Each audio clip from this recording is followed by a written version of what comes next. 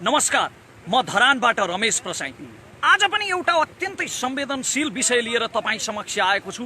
मलाई विश्वास छ कि यो विषयको गम्भीरता बुझेर मेरा विद्वान शुभचिन्तकहरूले यो भिडियोलाई सक्दो शेयर गर्नु नै हुनेछ।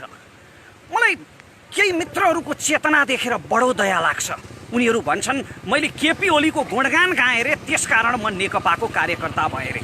मैले काङ्ग्रेसको महासमिति बैठकको बेलामा काङ्ग्रेसको नेतृत्व युवा नेताहरू गगन थापा र विश्वप्रकाश शर्माको हातमा आउनुपर्छ भने के म काङ्ग्रेसको कार्यकर्ता भएँ? कि त उहाँहरूको मस्तिष्क पक्षपाती हुनुपर्छ, कि त स्मरण शक्ति आदि हुनुपर्छ। मोदी भ्रमणको सन्दर्भमा सबैभन्दा पहिले सरकारको आलोचना गर्ने, सशक्त आलोचना गर्ने सायद म नै थिएँ। म राजेन्द्र लिङ्गदेनका भाषणहरू खोजी खोजी सुन्छु। उहाँका अन्तर्वार्ताहरू र राष्ट्रिय एकता सम्बन्धी वक्तव्यहरू मलाई मनपर्छ। के म राप्रपाको कार्यकर्ता भएँ? मलाई आङ्काजी शेर्पाका पनि केही कुराहरू मनपर्छ। के म जनता समाजवादीको कार्यकर्ता भएँ? केपी ओलीका प्रशस्त कमजोरीहरू होलान्, तर यो भूमिले आजसम्म बहुदल आएको दिनदेखि आजका मितिसम्म त्यस्तो प्रधानमन्त्री कुन जन्माउन सकेको थियो जसले संसदमा उभिएर खुले आम भारतीय विस्तारवादको भत्सना गर्न सकोस् अनि राष्ट्रको पक्षमा, राष्ट्रियताको पक्षमा उभिएका प्रधानमन्त्रीको त्यो सत्कर्मको समर्थन गर्दा म नेकपाको कार्यकर्ता कसरी भएँ? म जुल्फिकार अली भुट्टोका भाषणहरू सुन्छु। के म पाकिस्तान पिपल्स पार्टीको कार्यकर्ता भएँ? म एलेक्सिस सिप्रासका अङ्ग्रेजी इन्टरभ्यूहरू सुन्छु। के म ग्रिसको सिरिजा पार्टीको कार्यकर्ता भएँ? म कहिल्यै कसैको कार्यकर्ता र अन्धभक्त होइन र हुन्न पनि, किनकि कार्यकर्ता यन्त्रवत हुन्छ।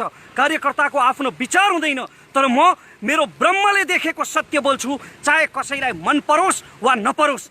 मेरो भिडियो 10 लाख मानिसहरूले हेरेर कडा बोल्यो यसले भन्नुभन्दा 10 जनाले हेरेर सत्य बोल्यो यसले भन्नु मेरा लागि ठुलो हो। त्यसकारण मैले बोलेका कुरा कहिलेकाहीँ भिडले तारिफ गर्ने खालको नहुन पनि सक्छ। अहिले भोलि संसदमा नक्साबारे छलफल हुँदैछ। ऐतिहासिक रूपमा पहिलोपल्ट लिपुलेख, लिम्पियाधुरा र कालापानी नेपालको हो भनेर संविधान संशोधन गर्ने र निशान छाप सच्याउने कानुन संसदले भोलिदेखि पारित गर्दैछ। छलफल हुँदैछ र आज 1-2 दिन अघिदेखि देशैभरि विरोध प्रदर्शनहरूको सुरुवात भएको छ सरकार विरुद्ध। हो, कोरोना संक्रमणको सम्बन्धमा सरकारलाई सफल भन्दिनँ म। सरकारका चरम लापरवाहीहरू छन्, व्यापक लापरवाहीहरू छन् र व्यापक भ्रष्टाचारको पनि सम्भावना छ। त्यसको हिसाब किताब गरौँला, सडकमा आन्दोलन नै गरौँला। तर अहिले भइरहेका प्रदर्शनहरूलाई भारतीय मिडियाहरूले कसरी देखाइरहेका छन्? हेर्नुहोला र सुन्नुहोला भारतीय मिडियामा देखिएका समाचारहरू। उनीहरू भनिरहेका छन् कि नेपालीहरूले नै नेपालको नयाँ नक्साको विरोध गरेर सरकार विरुद्ध प्रदर्शन गरिरहेका छन्। नेपालीहरूले नै नयाँ नक्साको विरोध गरिरहेका छन् र सरकार विरुद्ध सडकमा निस्किरहेका छन्। सडकमा उत्रिने जति पनि युवाहरू हुनुहुन्छ उहाँहरूको भावना पवित्र छ। उहाँहरू राष्ट्रभक्तिले सडकमा आउनुभएको हो। देशको शासन प्रणालीमा परिवर्तनका लागि, भ्रष्टाचारको उन्मूलनका लागि सडकमा आउनुभएको हो। तर भारतीय मिडियामा आइरहेका यी समाचारहरू हेरेर एकपल्ट सोचौँ त, हामी यसरी सडकमा निस्किँदा फाइदा चाहिँ कसलाई भइरहेको छ? सरकारका विकृतिहरूलाई ढाकछोप गर्न र सरकारको पक्षपोषण गर्न खोजेको होइन मैले। सशक्त आलोचना गरौँ, अनसन गरौँ, आन्दोलन गरौँ सरकार विरुद्ध र परिआयो भने सरकार नै परिवर्तन गराउँ। नागरिक को गर्नु परे पनि गरौँला, तर कमसेकम राष्ट्रियताको पक्षमा, राष्ट्रको पक्षमा यति बेला त एकताबद्ध हौँ न। तल्ला घरे छिमेकीसँग जग्गाको साँधको विवाद भइरहेको बेला परिवारभित्रै को होलो मचाउनलाई के यो समय उचित हो र? अब प्रसङ्गतिर लागौँ। आज मैले बोल्न लागेको प्रसङ्ग हो सरिता गिरीको। यी आयातित प्रवासी बेहुली नेपालले अपनाएकी तर नेपाललाई कहिल्यै पनि नअपनाएकी, मधेसीको प्रतिनिधि ठहरिएकी तर मस्तिष्कमा प्रशस्त बिहारी चेतना भरिएकी यी प्रवासी बेहुलीको अबौद्धिक आतङ्क अति भयो। शास्त्रमा अति सर्वत्र वर्जयत लेखिएको छ। अति भयो यी आयातित बेहुलीको आतङ्क। मैले यो अतिको जवाफ दिएको पनि हो, तर कहिल्यै पनि कुनै कुरा नसुन्ने र आफैले खाएको भाँडालाई समेत भकुन्डो खेल्न पछि नपर्ने यस्तो छेत्तरो चेतना भरिएका छेत्तरा मस्तिष्कहरूलाई तर्कले सम्झाउन नसकिँदो रहेछ। आफ्नो मालिक भक्तिमा लिप्त र भारतीय मालिकहरूलाई, आफ्ना माइती खलकलाई खुसी पार्नका निम्ति यतिका वर्षसम्म आफूलाई सम्मान गरेर सांसदको कुर्सीमा राखेको यो देशको सार्वभौम सत्ता विरुद्ध बोल्ने सरिता गिरीलाई मेरा तर्कले कुन अर्थ राख्ला र? त्यसकारण तर आज फेरि पनि बोल्नै पर्ने भयो, किनकि बारम्बार आफ्नो सार्वभौम सत्तामाथि हस्तक्षेप भएपछि कुनै पनि राष्ट्रभक्तको मुटुले सहन सक्दैन। आज सरिता गिरीका करतुतहरूले सम्पूर्ण नेपालीको मन दुखेको छ। नेपाली मात्र होइन, जसलाई हामी भुटानी भन्छौँ नि, भुटानी शरणार्थी भन्छौँ नि, नेपाली मन भएका ती भुटानवासी नेपालीहरू जो आफ्नो देशबाट डुक्पाहरूले खेदेपछि आफ्नो मातृदेश नेपाल खोज्दै आएका थिए, तर हामीले जिन्दगीभरि उनीहरूलाई शरणार्थी बनाएर राख्यौँ र अहिले अमेरिकातिर लखेटेर पठाइदियौँ। उनीहरूको पनि यति बेला मन दुखेको छ। विश्वभरिका नेपाली मनहरू दुखेका छन्। अहिले यसलाई हेट स्पिच भन्लान् कतिपयले। आदरणीय सरिता गिरीको मुखैमा छ हेट स्पिच हो, यो हेट स्पिच हो। हेट स्पिच मात्रै होइन, आफ्नो मातृभूमिको निन्दा गर्नेलाई, राष्ट्रको सार्वभौम सत्ता विरुद्ध बोल्नेलाई हिम्मत हुनेले हिंसाले जवाफ दिए पनि हुन्छ। त्यानव्यान स्क्वायरको काण्ड चीनमा हुने बेलामा, चीनले त्यानव्यान स्क्वायरमा विरोधीहरूमाथि डोजर चलाउने बेलामा चीनका राजदूतले ब्रिटिस राजदूतसँग भनेका थिए रे कि चीनमा अब 20 वर्षका लागि शान्ति ल्याउन 200 जनाको मृत्यु हुँदैछ। त्यसकारण कहिलेकाहीँ हिंसा र शक्तिको प्रदर्शनले पनि शान्तिको बाटो खोल्छ, राष्ट्रियताको बाटो खोल्छ। अहिले सरिता गिरीको विरोधमा जुन राष्ट्रिय एकता देखिएको छ नि, यो त्यति बेलै देखिनु पर्थ्यो जति बेला उपराष्ट्रपति परमानन्द झाले हिन्दीमा बकेर शपथ लिएका थिए। त्यति बेला गिरिजा र प्रचण्डले एउटै धरातलमा उभिएर यदि परमानन्द झालाई गलत्याएर उपराष्ट्रपतिको पदबाट निकालिदिन सकेको भए त्यति बेलै एउटा नजिर बस्ने थियो। अलक्षिणा देशद्रोही सीके राउतले नेपाल आमालाई जुकासँग तुलना गरिरहेको बेला कुनै राष्ट्रभक्त बहादुरले सीके राउतलाई 2-4 चड्कन लगाइदिन सकेको भए त्यति बेलै नजिर बस्ने थियो। तर हामीले कानुन नै यति फितलो बनायौँ कि माटोप्रति कुनै प्रेम नभएको विदेशी जोसुकै ऐरे गैरेहरू पनि हाम्रो संसदमा सजिलैसँग प्रवेश पाउन थाले र संसद जस्तो लोकतन्त्रको मन्दिरलाई नेपालको संसद हो कि बिहारको कुनै मेला बजार हो भनेर दोधार हुने गरी त्यस्तो स्थितिको सृजना गरे। अहिले हिन्दी बोल्दा केहीले भाषै त हो नि, के फरक पर्छ भन्ने टिप्पणी पनि गरे। भाषा होइन, हिन्दी हाम्रो राष्ट्रियतामाथिको आक्रमण हो। मैले पटक पटक भने कि संसदमा हिन्दी भाषा बोल्न प्रतिबन्ध लगाउनु पर्छ, किनकि यो हाम्रो राष्ट्रियतामाथिको आक्रमण हो। आदरणीय सरिता गिरीले भन्नुभयो कि हिन्दी नेपालको भाषा हो, मधेसलाई जोड्ने भाषा कुन त? माननीय सरिता गिरीज्यू, तपाईँको अज्ञानता देखेर मलाई दया लाग्छ। तपाईँले गङ्गा चौधरीको बौद्धिकतामाथि प्रश्न उठाउनु भयो, तर तपाईँको अबौद्धिकता देखेर चाहिँ मलाई दया लाग्छ। नेपालमा लिच्छवीहरू भारतबाट आएका थिए, तर ती लिच्छवीहरू हिन्दी बोल्दैनथे। इतिहासका पाना खोतलेर हेर्नुहोला, बौद्ध धर्ममा पाली भाषाको प्रयोग गरिन्थ्यो गणराज्यहरूमा। अनि नेपाली भाषाको पहिलो अभिलेख विक्रम सम्वत 1312मै फेला परेको छ। अशोक चल्लको अभिलेख, हाम्रा आला आली अटरी अटल गरी अक्र्या छु, यो नेपाली भाषाको प्राचीन रूप थियो। हामीले कहिल्यै पनि हिन्दीको काँध चढ्नु परेन संवाद गर्नका निम्ति। नेपाली भाषाको इतिहास त्यति पुरानो हो। र यदि तपाईँ तराईको प्रसङ्ग कुरा गर्नुहुन्छ भने, यदि तपाईँ तराईको विषयमा कुरा गर्नुहुन्छ भने, तराईको सबैभन्दा प्राचीन भाषा मैथिली हो।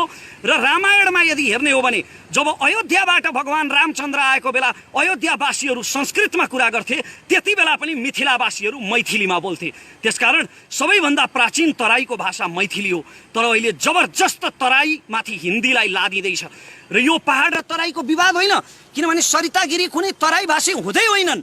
मधेसी जनताको अधिकार हनन गरेर, कुनै मधेसी उम्मेदवारको अधिकार हनन गरेर जबरजस्ती संसदमा पुगेकी भारतीय हुन्। She is Indian by birth. हाम्रो त सालनाल गाडिएको छ यो माटोमा। त्यसकारण मलाई जति दुःख लाग्छ, यो देश दुख्दा मलाई जति दुख्छ, एउटा तराईवासी नेपालीलाई पनि त्यति नै दुख्छ, किनभने यही माटोमा सालनाल गाडिएको छ। त्यसैले त तराईबाट राष्ट्रभक्त गङ्गा चौधरी जस्ता सभासद जन्मन्छन्, जसले सधैँ निरन्तर राष्ट्रियताको पक्षमा बोल्छन्। तराईको प्रतिनिधित्व सरिता गिरी जस्ताले होइन, गङ्गा चौधरी जस्ताले गर्छन्। तर हाम्रो कानुन यति फितलो भयो कि हामीले कुनै पनि विदेशीलाई आफ्नो संसदमा सजिलैसँग प्रवेश पाउने गरी कानुनमा व्यवस्था गर्यौँ। अहिले मधेसी भनिने दलहरू माग गरिरहेका छन् कि संविधान संशोधन गरेर विवाहित अङ्गीकृतलाई पनि प्रधानमन्त्री राष्ट्रपति हुने अधिकार दिनुपर्छ। भारतबाट विवाह गरेर आएका सरिता गिरी जस्ता इन्डियनहरू, जसको रगतमा भारत भरिएको छ, बाजा गाजा बजाएर र सिन्दुर पहिराएर कुनै नेपालीले भित्र्याउँदैमा कोही नेपाली हुँदैन भन्ने कुरा सरिता गिरीको वक्तव्यले त प्रमाणित गरिसक्यो नि।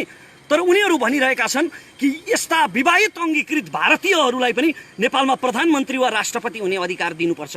अब तपाईँ सोच्नुहोस् त, एकजना सरिता गिरी आउँदा एकजना अङ्गीकृत इन्डियनको कारणले यत्रो वितण्डा मच्चिरहेको छ भने साराका सारा अङ्गीकृतहरूको संसदमा बहुमत भयो भने के होला? सिक्किम विलय भएको यसरी नै हो। फिजीमा भारतीय अङ्गीकृतहरू भरेर फिजीको सत्ता भारतीयहरूले कब्जा गर्न खोजेको यसरी नै हो।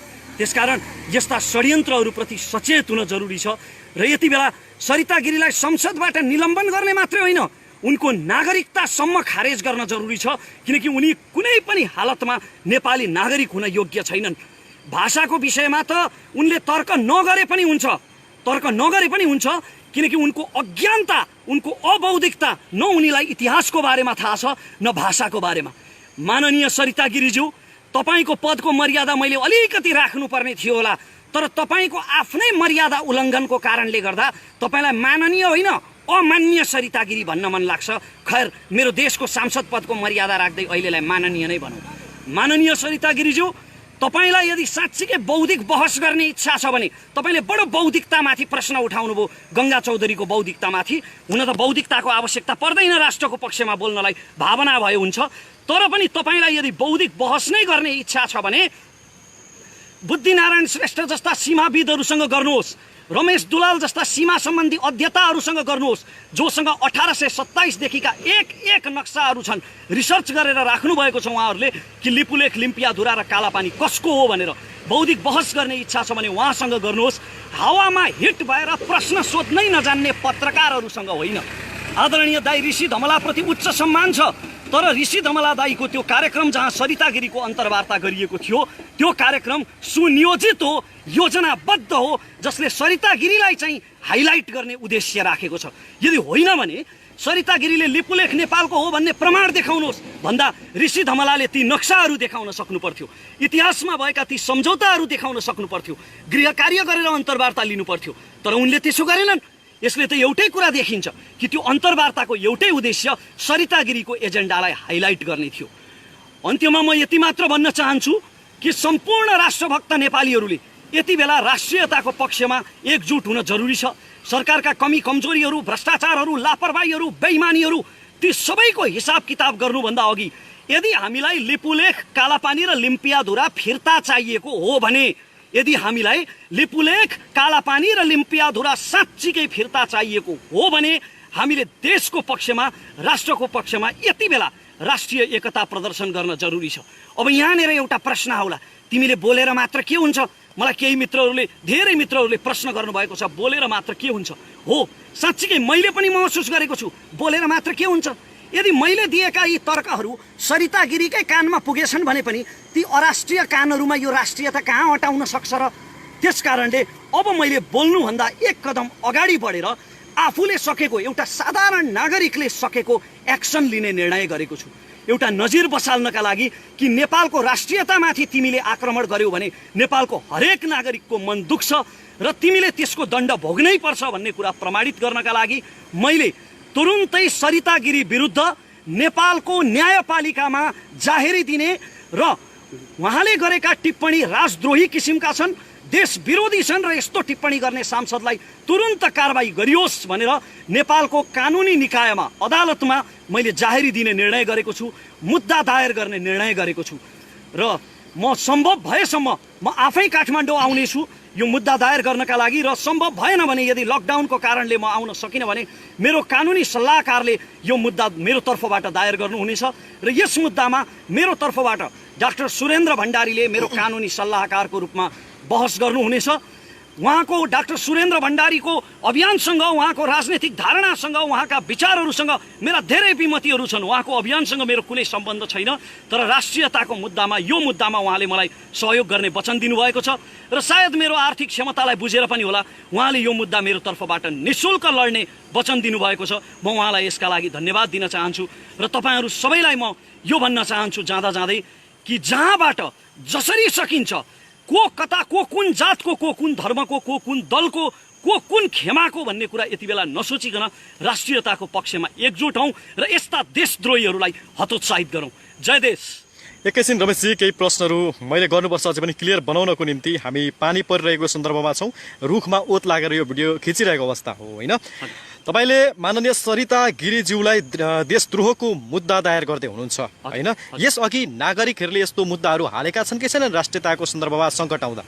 अहिलेसम्म मैले जानेसम्म मलाई थाहा छैन होइन। परमानन्द झा विरुद्ध चाहिँ मुद्दा परेको थियो। कतिपयले भन्लान् नि त सरिता गिरीलाई रमेश प्रसाईले मुद्दा हाल्ने, काठमाडौँ जाने, हिरो हुनको लागि एउटा स्टन्टबाजी गरेको भन्ने हुन सक्छ नि। स्टन्टबाजी गरेको भए त अहिले म सरिता गिरीको समर्थन गर्थेँ नि जीवनजी, झन् भाइरल हुन्थ्यो भिडियो होइन र। के भन्नुहुन्छ तपाईँलाई? जसरी तपाईँ यो एकैछिनको आवेग त होइन, किनकि म आफै तपाईँको मित्र भएको कारणले गर्दा पनि कसैलाई मुद्दा दायर गर्नु यो त्यति चान्चुने विषय होइन। काठमाडौँसम्म जानुपर्छ, त्यहाँनिरका बस्दाका खर्चहरू हुन सक्छन् होइन, त्यहाँनिर आउँदा जाँदाका नसोचेको अन्य धेरै खर्चहरू पनि हुन्छन् नि रमेशजी। हेर्नुहोस्, मलाई आर्थिक रूपमा गाह्रो छ, तर कहिल्यै पनि कसैको अगाडि हात नफैलाउने मेरो स्वभाव हो। त्यसकारण म आफूले सकेसम्म गर्छु र म किन गर्छु भने मेरो आत्मसन्तुष्टिका लागि गर्छु। मेरो राष्ट्र विरुद्ध यति धेरै, यति खुलेआम, यति छाडातन्त्रको चाहिँ प्रयोग गरेर मेरो राष्ट्र विरुद्ध बोल्ने एकजना राष्ट्रघातीलाई सजाय दिलाउनका निम्ति मेरो आत्मसन्तुष्टिको लागि म अवश्य गर्छु जीवनजी, आवेग होइन। पछिल्लो समयमा तपाईँले यो लकडाउन भइसके पश्चात बढीभन्दा बढी अध्ययन गरिराख्नु भएको छ, विभिन्न किसिमका विश्वव्यापी किताबहरू पढिराख्नु भएको छ, मानिसहरूलाई हाजिरा दिएर खोजेर होइन, विभिन्न तरिकाले आफ्नो चाहिँ पढ्न सक्ने त्यो तपाईँको शारीरिक क्षमता नरहँदै पनि तपाईँले दिनको 6-7 घन्टासम्म किताब पढिरहेको अवस्था छ। यो प्रेरणा त्यही किताबको अथवा कुनै पनि देशको नागरिकले गरेको कपी भन्नु या अथवा त्यहाँबाट अनुसरण गरेको हो कि के हो? होइन, राम्रा कुराहरूको अनुसरण गर्नुपर्छ, तर मैले चाहिँ कसैबाट पनि अनुसरण गरेको होइन। मैले सरिता गिरीलाई बोलेर पहिले पनि उत्तर दिएको हो, फेरि पनि बोल्नु पर्यो रमेशजी यो विषयमा भनेर धेरैजनाले भन्नुभयो। अनि घरिघरि बोलेर यसको के अर्थ लाग्छ र? ल अहिले भन्नुहोस् न, सरिता गिरीलाई कतिजनाले सिधै सदनमा उभिएर भन्नुभयो, गङ्गा चौधरीले त सिधै सदनमै उभिएर उहाँलाई भन्नुभयो नि, तर कुनै अर्थ लाग्यो त? क्षेत्र चेतना भएका मानिसहरूलाई तर्कले सम्झाउन सकिँदैन रहेछ। म तपाईँको साथी पनि हो। आजको मितिसम्म तपाईँ कुनै पनि पार्टीको चुनावको र्यालीमा जानुभएको छैन, कुनै पनि पार्टीलाई खुलेर समर्थन गरेको रेकर्डमा आत्मा साँची राखेर श्री पशुपतिनाथलाई साँची राखेर भन्छु, कसैको तपाईँ कार्यकर्ता होइन, यो कुरा मलाई चाहिँ थाहा छ होइन। तपाईँले चाहिँ नेपालको प्रधानमन्त्रीको विरोध सम्भवतः चाहिँ तपाईँको सामाजिक सञ्जालमा फेसबुक मार्फत गर्ने तपाईँ पहिलो व्यक्ति होला। नरेन्द्र मोदी आउँदा तपाईँले प्रधानमन्त्रीको खुबै आलोचना गर्नुभएको थियो, केही सुझावहरू पनि दिनुभएको थियो। फेरि पनि गर्छु र पनि तपाईँ गर्छु, यदि सरकारका दुष्कर्महरू अगाडि आयो भने म फेरि पनि गर्छु। पछिल्लो समयमा तपाईँले राष्ट्रियताको सन्दर्भमा प्रधानमन्त्री केपी शर्मा ओलीलाई समर्थन गरिरहँदा केही मान्छेले यो त नेकपाको कार्यकर्ता रहेछ पनि भनेर कमेन्ट गर्छन् नि। अघि एकजना नेपाली चाहिँ एउटा साथीले गरिराख्नु भएको होइन, त्यो उहाँहरूको अज्ञानता हो, पूर्वाग्रह हो। मैले अघि भिडियोमा पनि भनिसकेको छु, ती पक्षपाती आँखाहरू हुन्। कङ्ग्रेसको गगन थापालाई मन पराउँथ्यो तपाईँ कुनै समय? शर्मालाई म समर्थन गर्छु, राजेन्द्र लिङ्गदेनलाई समर्थन गर्छु, आङ्काजी शेर्पाका अन्तर्वार्ताहरू सुन्छु। मलाई कसको कार्यकर्ता भन्ने त? आज म दर्शकहरू असाध्यै क्षमा प्रार्थी छु, किनकि हामी एकजना मृगौला पीडितको लागि केही सहयोग सामग्री दिनको निम्ति मोरङको डाँगीतर्फ पुगेर फर्किने क्रममा 7 बजिहाल्यो। अब यो घर पुगेर लाइभ गर्ने सपना थियो हाम्रो, तर बाटैमा 7 बजेको हुनाले हामीले 7 बजे लाइभ गर्छौँ भनेको कारणले गर्दा र यहाँ पानी पनि परेको हुनाले हामीले यसरी रुखको छारी मुनि बसेर चाहिँ यहाँ लाइभ गरिराख्नु परेको छ। बिचमा गाडीहरू पनि कुदिरहेका छन् र यो साउन्डमा पर्न गएको असुविधाप्रति चाहिँ म क्षमा प्रार्थी पनि छु। मोबाइलमा पनि पानी धेरै पसेको छ, यो मोबाइल बिग्रिने पनि हो कि शङ्का लाग्दैछ, तर केही छैन। अन्त्यमा जाँदै केही भन्नु छ तपाईँलाई रमेशजी? म फेरि पनि एकपल्ट भन्न चाहन्छु कि म मेरो आत्मसन्तुष्टिका लागि कुनै चर्चामा आउनका निम्ति होइन, नितान्त सन्तुष्टिका लागि। र मलाई जति मन दुखेको छ सरिता गिरीको कारणले, जति मेरो भावनामा चोट लागेको छ र जति मेरा शुभचिन्तकहरूको भावनामा चोट लागेको छ, विश्वभरि रहेका नेपालीहरूको भावनामा चोट लागेको छ, त्यसको पूर्तिका लागि म आफूले सकेसम्म सरिता गिरीमाथि मुद्दा दायर गर्दैछु, राज्यद्रोहको। यो फेरि पनि एकपल्ट जानकारी। तपाईँलाई कुनै राजनीति रूपमा चाहिँ भोलि आउनु पनि छैन, राजनीति गर्नु पनि छैन? मलाई छैन। हस्, सबै हाम्रा जसले यति बेला हेरिराख्नु भएको छ तपाईँहरू सबैलाई धेरै धेरै धन्यवाद। यो साउन्ड असाध्यै असुविधा पर्न गएको छ, आज हामीले यसरी चाहिँ बाटोबाट खिच्नु पर्यो। यति भन्दै म यो धरानको सेउती पुलबाट आज्ञा हुन चाहन्छु र त्योभन्दा अगाडि तपाईँले सेयर गर्न सक्नुहुन्छ, डाउनलोड गरेर पनि हाल्न सक्नुहुन्छ फेसबुक लाइभलाई। यति भन्दै म क्षमा चाहिँ माग्न चाहन्छु गलत भएको खण्डमा भन्दै रमेशजीलाई पनि धन्यवाद दिँदै म आज्ञा हुन चाहन्छु। हवस् त, सबको जिन्दाबाद।